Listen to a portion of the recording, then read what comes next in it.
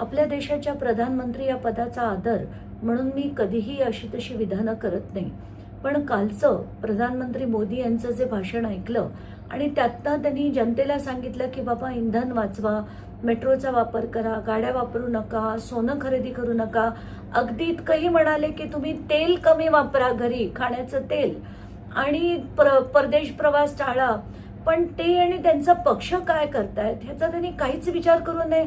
म्हणजे काल ते 3 ठिकाणी गेले, तेलंगणाला गेले, बेंगलोरला गेले आणि जामनगरला गेले. प्रत्येक ठिकाणी त्यांनी पब्लिक रॅलीज घेतल्या. आता ते स्वतः चार्टर्ड फ्लाईटने जातात. तिथे गेल्यानंतर 40-50 गाड्यांचा त्यांचा ताफा असतो. तर हे करणं कितपत योग्य आहे? इतकंच नाही तर ते आता शुक्रवारी स्वीडन, नॉर्वे, UAE, इटली अशा सगळ्या परदेश दौरा ते स्वतः करणार आहेत. तर मला हाच प्रश्न पडला एक सामान्य स्त्री म्हणून की बाबा हे योग्य आहे का? प्रॅक्टिस व्हॉट यू प्रीच हे खरं असायला नको का? आणि जर त्यांना तसं करायचं असेल तर त्यांनी तसं स्वतः वागवून दाखवावं. आपल्या नेत्यांना सांगावं की यापुढे तुम्ही असे दौरे बंद करा, चार्टर्ड फ्लाईट्स वापरू नका, तुम्ही सामान्य फ्लाईट्सनी जात जा, अगदी जेव्हा फारच गरज असेल तेव्हा वापरत जा. पण तसं होताना दिसत नाही. जनतेला मात्र सगळे सल्ले दिले जातात. दुःख होतंय सगळं बघून.